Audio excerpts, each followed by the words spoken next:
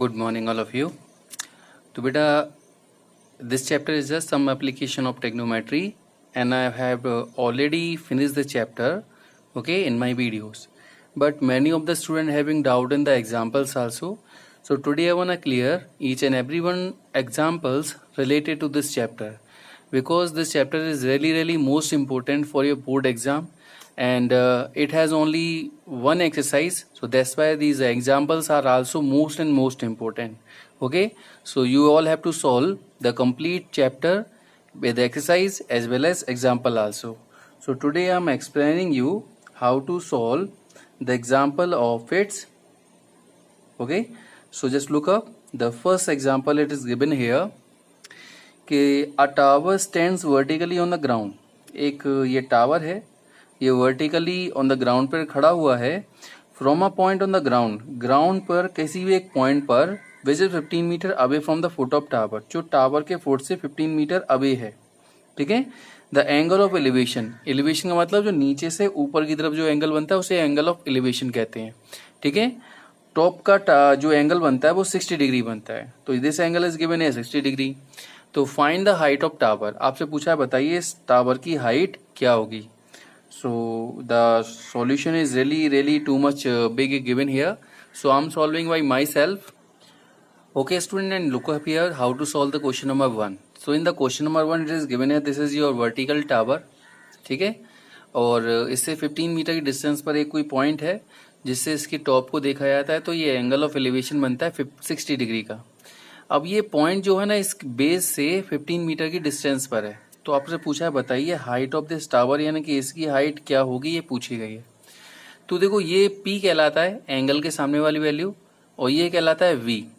तो मैंने आपको बताया था वही पंडित बद्री प्रसाद अपॉन हर हर भोले.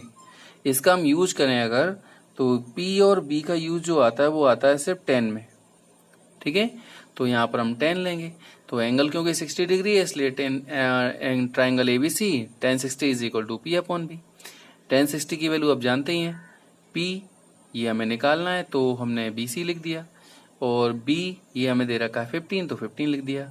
जैसे ही क्रॉस इनटू करेंगे हो गया आंसर. तो बस लिख देंगे height of tower is equal to 15√3 metre. Okay student, now move on to the next question, next example.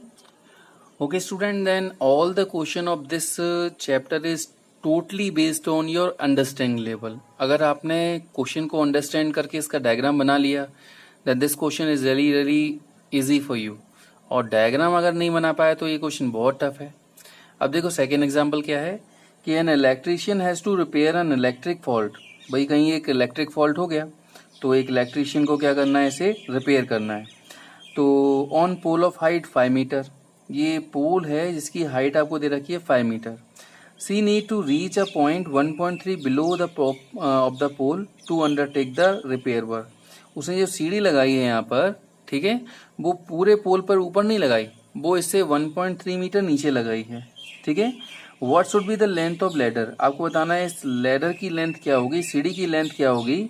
If this angle is making 60 degree, अगर ये जमीन के साथ लेडर जो एंगल बना रही है वो 60 डिग्री बना रही है.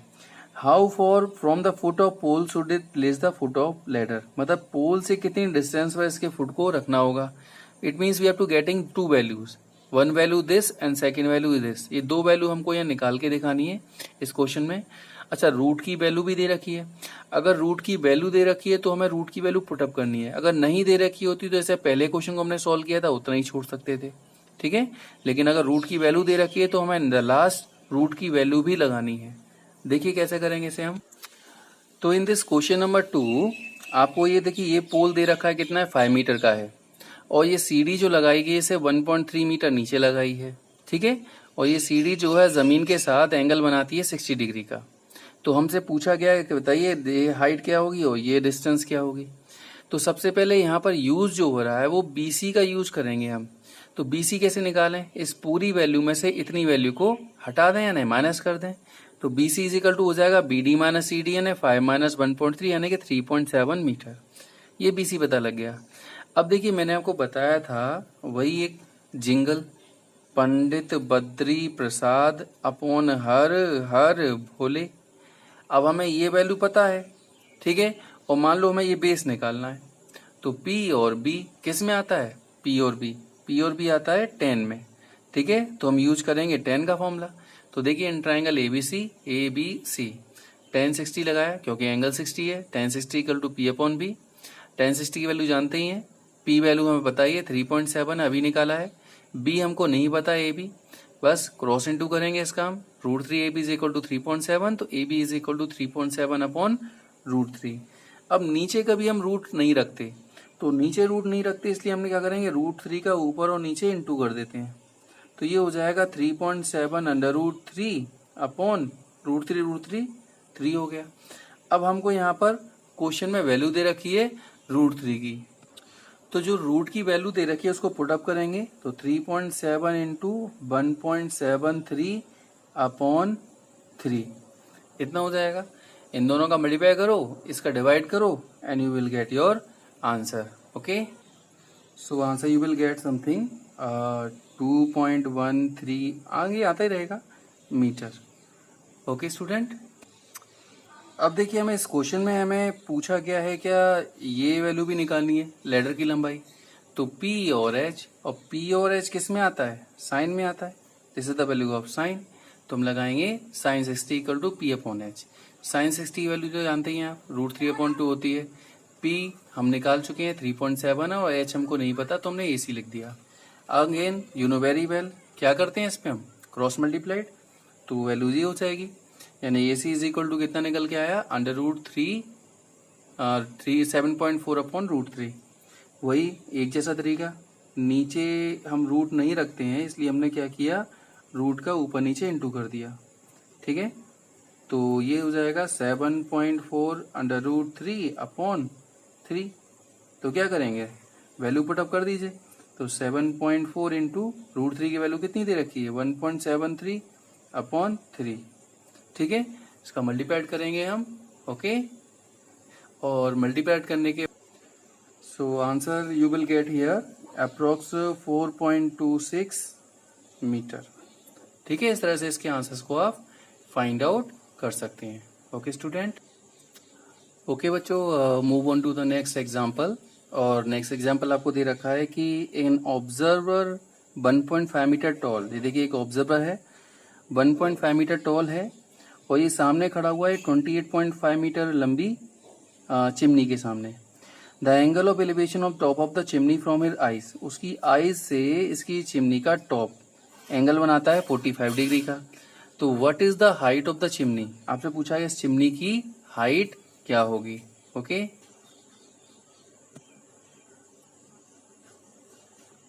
अब देखिए आपसे पूछा गया है कि हाइट ऑफ चिमनी क्या होगी, ठीक है। तो कैसे करेंगे इसे हम ना, तो ये हमारा डायग्राम हो गया, ये चिमनी हो गई, ये 1.5 मीटर टॉल एक ऑब्जर्वर है जो इस चिमनी की हाइट को देख रहा है। एंगल बनता है 45 डिग्री। एंगल जब भी बनाते हैं ना तो ये पूरा एंगल नहीं बनता है, ये यहाँ से सीधी लाइन खींची जाएगी तो उसकी आंखें की जो हॉरिजॉन्टल लाइन ये है उस पर ये एंगल बनता है, ठीक है। आपसे पूछा गया हाइट ऑफ चिमनी, तो चिमनी की हाइट तो CD है, ठीक है। अब ये 1.5 तो ये भी 1.5 हो जाएगा, भाई ये रेक्टेंगल को शो करते हैं ना, जैसे ये 28.5 है तो ये भी 28.5 हो जाएगा, ठीक है, क्योंकि रेक्टेंगल में अपोजिट साइड इक्वल होती हैं। अच्छा, अगर मैं इस BC की वैल्यू को निकालना चाहूँ तो क्या करेंगे, इस पूरे में से इसको माइनस कर दें, तो वही देखो CD is equal to BC plus BD है, तो BC प्लस 1.5। अगर मैं BC निकालना चाहूँ तो इसको उधर ट्रांसफर करना पड़ेगा, तो BC की वैल्यू हो जाएगी CD माइनस 1.5। क्यों किया ऐसा मैंने, क्योंकि मैं जब ट्राइंगल ABC लूंगा तो उसमें बे परपेंडिकुलर क्या आएगा, BC आएगा, इसलिए ऐसा किया। तो देखो इसकी जरूरत है और इसकी जरूरत है P और B, और P और B किस में आता है, tan में, तो लगाएंगे tan 45। तो in triangle ABC tan 45 is equal to P/B। इसकी वैल्यू होती है 45 की 1, तो 1/1 मान लिया। P हमारा कितना है BC और B हमारा कितना है AB, क्रॉस इनटू करेंगे तो AB इज इक्वल टू क्या हो जाएगा, BC हो जाएगा। अब देखो वैल्यू पता है हमें, AB कितना है हमारे पास 28.5, वो रख दिया। BC कितना है हमारे पास, देखो CD माइनस 1.5, वो रख दिया। इसको उधर ट्रांसफर करेंगे तो बस CD की वैल्यू निकल आई कितनी हमारी 30। So height of chimney is equal to 30 metre. Okay student, तो देखिए नेक्स्ट एग्जांपल क्या दे रखा है कि from a point P on the ground the angle of elevation of the top of 10 metre tall building is 30 degree. मतलब ये toll है, 10 मीटर हाइट की ये बिल्डिंग है और इससे कुछ दूरी पर एक पॉइंट P है, वहां से इसके टॉप को देखा जाता है तो एंगल बनता है 30 डिग्री का। A flag is hostage at the top of the building, building के ऊपर एक फ्लैग लगाया गया, उसके टॉप को देखा जाता है तो एंगल बनता है 45 degree. Find the length of the flag step, मतलब इस फ्लैग स्टेप मतलब झंडे की डंडे की लंबाई कितनी होगी ये निकालना है। And the distance of the building from the P point, और P पॉइंट से इसकी डिस्टेंस क्या होगी ये भी निकालना है। यहाँ भी देखो रूट की वैल्यू दे रखी है √3 की, तो यही वाली वैल्यू आप पुटअप करेंगे। ओके, इन दिस क्वेश्चन आपको देखो एक बिल्डिंग दे रखी है 10 मीटर हाइट की, उसके ऊपर एक लगा हुआ झंडे का डंडा। ठीक है, ये झंडे का डंडा है, ये झंडा है मान लीजिए। ठीक है, इसका डंडा लगा हुआ है। ओके, तो यहाँ पॉइंट से आपने देखा इसका टॉप को तो एंगल बनता है 30 डिग्री, और इसके झंडे के डंडे को ऊपर का टॉप देखते हैं तो एंगल बनता है 45 डिग्री। क्या निकालना है आपको? ये वाली हाइट निकालनी है और ये वाली वैल्यू भी निकालनी है। कैसे निकालेंगे? चलो मैंने पहले छोटा ट्रायंगल लिया PQR, तो ये पता है ये निकालना है, तो बस क्या करना है 10 लगा दीजिए, क्योंकि P और B किस में आता है 10 में आता है। तो 10 30 इज इक्वल टू P/B, इसकी वैल्यू जानते ही हैं आप। P हमें दे रखा है कितना 10 और B हमें कितना दे रखा है PQ, क्रॉस इनटू करेंगे हो गया आंसर। अब क्योंकि रूट की वैल्यू दे रखी है √3 की, तो वैल्यू पुटअप करेंगे 1.732, 10 का इंटू करेंगे तो कितना आंसर आ जाएगा 17.32 मीटर। ये हमारा आंसर हो गया। क्या निकला? PQ, यानी कि P की डिस्टेंस फ्रॉम Q, ये निकला है। अब हमसे पूछा है इसकी वैल्यू क्या होगी। अब ये कैसे निकालेंगे? तो इसके लिए पूरा ट्रायंगल ले लीजिए। पूरा ट्रायंगल लिया 10 45 इज इक्वल टू P/B, तो देखिए PQS 10 45 is equal to P/B। इसकी वैल्यू भी जानते हैं। P हमारा कितना है? ये पूरा है QS, और B कितना है? ये पूरा है यानी कि PQ। QS को लिख सकते हैं 10 प्लस SR या RS, तो देखिए हमने 10 प्लस SR लिख दिया। PQ की वैल्यू हम निकाल चुके हैं, रूट में भी रख सकते हैं और चाहो तो ये डायरेक्ट भी वैल्यू भी रख सकते हैं। ठीक है, तो जैसे हम चलो इसकी जगह हम इसकी वैल्यू डायरेक्ट रखते हैं, इट इज 17.32।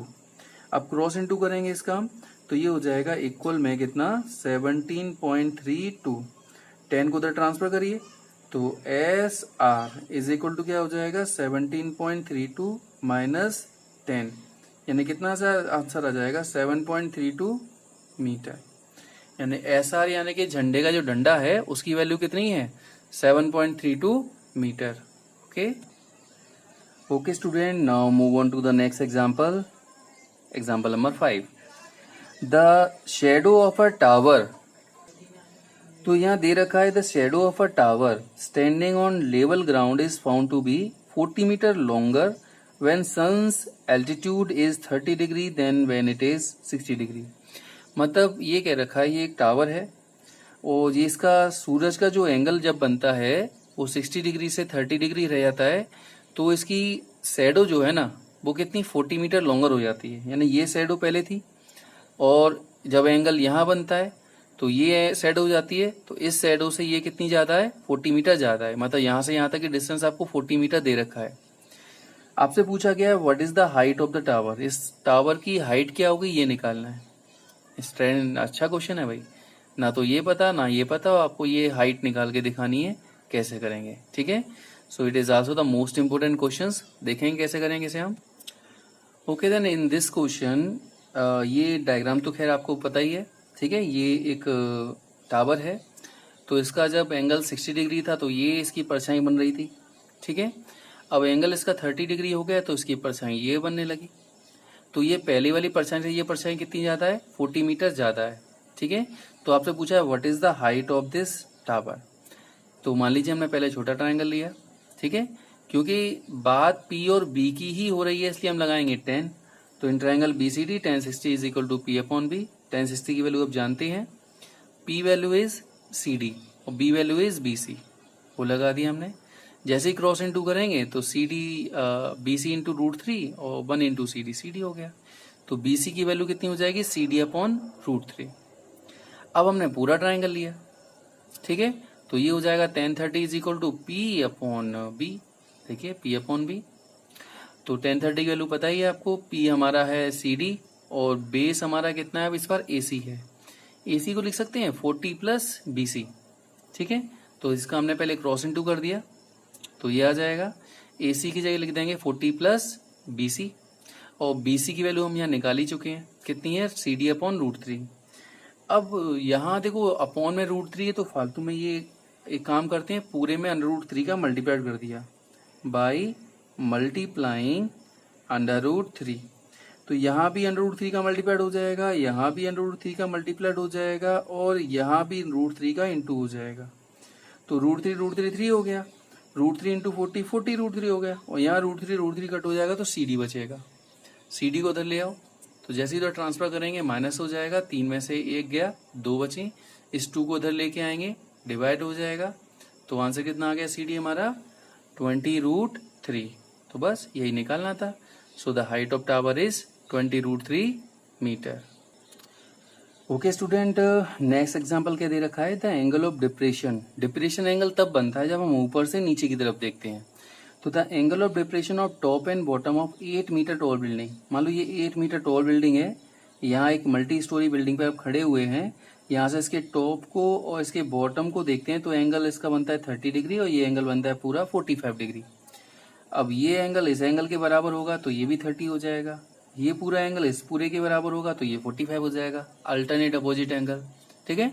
तो find the height of multi storey building, यानी ये वाली हाइट आपको निकालनी है, and the distance between two building, यानी ये डिस्टेंस भी आपको फाइंड आउट करके दिखानी है। So this question is really important question, और कई बच्चों ने मुझसे व्हाट्सअप करके मैसेज करके इस क्वेश्चन के बारे में पूछा है, तो स्पेशली ये क्वेश्चन उन बच्चों के लिए भी है। तो देखिए कैसे करेंगे इसे हम। तो ये आपको दे रखा है एक मल्टी स्टोरी बिल्डिंग है, इसके सामने एक बिल्डिंग है छोटी, ठीक है, स्मॉल बिल्डिंग। यहाँ टावर पे खड़ा होकर कोई इसके टॉप को और इसके बॉटम को देखता है तो ये एंगल ऑफ डिप्रेशन हमारे जो बनते हैं वो 30 और 45 बनते हैं। तो ये 30 तो ये भी 30 हो जाएगा, ये 45 तो ये भी 45 हो जाएगा, अल्टरनेट अपोजिट एंगल। अच्छा, जब हम ये वाला ट्राइंगल लेंगे तो यहाँ से पीडी की वैल्यू आएगी, ठीक है। तो हमें क्या निकालना है, इस पीसी की वैल्यू को निकालना है। तो height of multi storey building PC बराबर क्या हो जाएगा, पीसी दो चीजों से मिलकर बना है 8 प्लस पीडी, तो 8 प्लस पीडी लिख दिया। या हम पीडी लिखना चाहें तो क्या हो जाएगा, 8 को ट्रांसफर किया तो माइनस हो जाएगा। तो सबसे पहले हमने लिया है छोटा ट्राइंगल ए सी पी। अब ए सी बी ट्राइंगल में ये एंगल कितना है 45, हमें पी से मतलब है और बी से मतलब है, और पी और बी किस में आता है 10 में, ठीक है। ये एंगल हमेशा 90 डिग्री का होता है। तो पी सी अपॉन ए सी, जैसे ही हम इसका क्रॉस इंटू करेंगे तो ये वैल्यूज हमारे पास क्या हो जाएगी, A C is equal to P सी।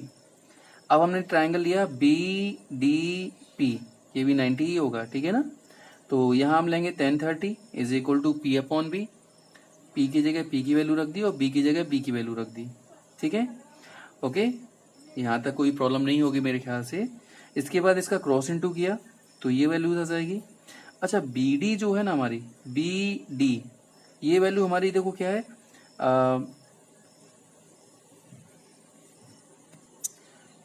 तो ये बी डी जो वैल्यू है हमारी वो देखिए ए सी के बराबर है, और ए सी वैल्यू किसके बराबर है, पी सी के बराबर है। तो हम इस बी डी जगह भी क्या रख सकते हैं, पी सी रख सकते हैं, ठीक है।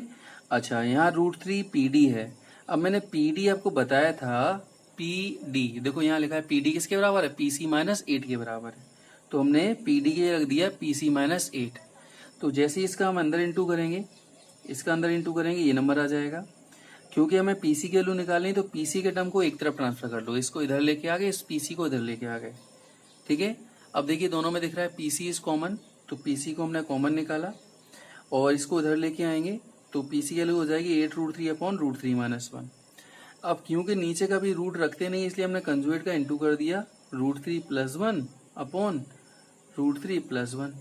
तो ऊपर हो जाएगा 8√3 √3 + 1, नीचे a plus B, a minus B का फॉर्मूला क्या होता है, a² माइनस बी स्क्वायर, यानी कि √3 का स्क्वायर 3 और 1 का स्क्वायर 1, तो 3 माइनस 1 कितना होता है 2। 2 से 8 कट हो जाए कितनी बार, 4 टाइम। तो by the way this is your answer. तो हम लिख सकते हैं height of multi storey building क्या हो जाएगी 4, चाहो तो √3 का अंदर इंटू कर दो, तो √3 3 हो गया और √3 × 1 √3 हो गया। तो this is the height of multi storey building. अच्छा, आपसे पूछा गया था height of multi storey building यानी कि पीसी, और ये डिस्टेंस बराबर है। देखो एसी और पीसी क्या है, बराबर है। तो जितनी हाइट निकलेगी मल्टी स्टोरी बिल्डिंग की उतनी ही हाइट हो जाएगी, यानी डिस्टेंस हो जाएगी दोनों बिल्डिंग के बीच की। तो इसलिए डिस्टेंस क्या हो जाएगी, it is also 4√3 + 3। Okay student, okay now move on to the last example of it.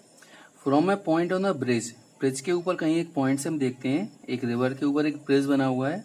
The angle of depression of the bank of opposite side of the river, यानी कि रिवर के दोनों अलग अलग किनारों के जो पॉइंट हैं वो 30 और 45 डिग्री का एंगल बनाते हैं, एंगल ऑफ डिप्रेशन। तो आपको ये बताना है find the if the bridge height 3 metre, bridge की जो हाइट है वो नदी से कितना है, 3 मीटर की ऊंचाई पर है। तो find the breadth of the river, आपको ब्रेथ ऑफ द रिवर निकालना है। देखिए ये एक ब्रिज है, ये इसके 2 बैंक यानी 2 किनारे हो गए, ठीक है। तो अगर इसकी हाइट 3 मीटर है और ये यहाँ से 30 डिग्री और 45 डिग्री का एंगल बनाता है, तो आपको बताना है height breadth of the river, ये नदी की चौड़ाई कितनी होगी ये आपको बताना है। ओके, तो देखिए question is really so much simple. तो ये आपको ब्रिज दे रखा है, इसकी हाइट 3 मीटर है, यहाँ से एंगल अगर 45 बनता है तो ये भी 45 हो जाएगा, ये अगर 30 है तो ये भी 30 हो जाएगा, अल्टरनेट अपोजिट एंगल। तो सिंपल, P आपको पता है, B आपको निकालना है, ठीक है। यहाँ भी वही चीज है, P दे रखा है, B निकालना है। तो क्या यूज करेंगे, 10। तो पहले लिया triangle ABC, 10 45 is equal to P/B, इसकी वैल्यू जानते हैं, P पता है हमें, AB नहीं पता, क्रॉस इनटू करेंगे तो AB is equal to 3 metre हो गया। Same formula people use for this side also in triangle DBC। तो यहाँ हो जाएगा 30 डिग्री एंगल है तो 10 30 इज इक्वल टू P/B, इसकी वैल्यू जानते हैं, ये वैल्यू 3 है, क्रॉस इनटू करेंगे तो ये निकल आया 3√3। और अब हमें AB भी पता है और हमें BD भी पता है, तो दोनों को ऐड कर देंगे तो क्या निकल आएगा, height breadth of the river. तो ब्रेथ ऑफ द रिवर क्या हो जाएगा, AB + BD। तो ये 3 और ये 3√3। चाहो तो इतना भी आंसर राइट है, चाहो तो कॉमन ले सकते हो। तो this is your answer of this question. Okay student, goodbye all of you.